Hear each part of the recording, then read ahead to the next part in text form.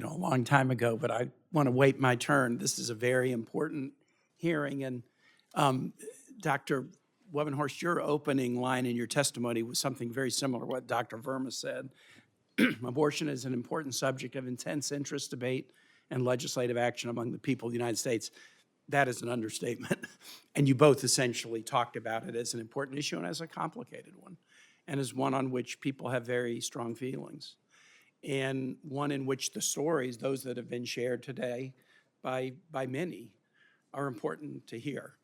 But I do agree with my colleagues that the hearing really is about a national abortion ban. Sharing stories is important, but this committee is a busy committee with a huge jurisdiction.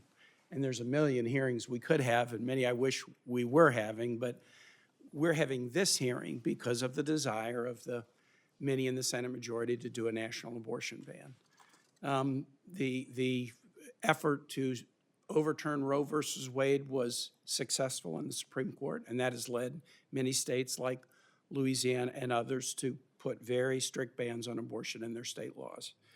Attorney General, you talked about a bipartisan consensus in Louisiana. Virginia has reached a different bipartisan consensus. I note that Louisiana legislature, in the House 27% female, and in the Senate 12% female. And I'm not bragging about Congress, we're only 28% female. But the decision that this will be returned to elected representatives is cold comfort to a lot of women who don't see themselves represented in legislative bodies. But it is what it is. States can make their own decision, but that's not enough for advocates, and that's not enough for many of my colleagues. The fact that states, many states all over this country, are either banning or significantly restricting abortion rights is not enough. So now let's go after the primary method that is being used by women, even in states like Virginia, that have said we trust women to make these decisions for themselves. Let's go after that too. And so again, every story is an important one to think about, but in a committee like this that could be having hearings on a million things, the fact that we're having this hearing in the aftermath of Dobbs, essentially with state legislatures wiping out abortion rights in much of the country, now let's go after the chief method by which women in states where abortion is lawful decide to how to handle their pregnancy and to terminate a pregnancy. I just see the agenda here. And the other thing that I notice as I'm talking about stories is there have been a lot of stories about coercion. Coercion is awful. Coercion should be prosecuted, as the Attorney General said. We ought to. But it seems to me that like the opposite of coercion is choice. If we're against coercion, why would we be anti-choice? I mean, I think these are words called antonyms. They're opposites. If coercion is a problem, and I credit that it is. I credit that the stories that have been told are true. They ought to be prosecuted, but it doesn't seem to me that the response to coercion is to more tightly control the choices women make about their own lives. Mr. Chairman, I would like to introduce, with respect to the science, there was an amicus brief submitted to the Supreme Court in a case following the Fifth Circuit Court of Appeals decision in Alliance for Hippocratic Medicine versus FDA. And it's an amicus brief from, the title of it is Brief of Over 300 Reproductive Health Researches as Amici Curiae in Support of Petitioners about the scientific studies on mifepristone. I'd like to introduce it into the record. Without objection.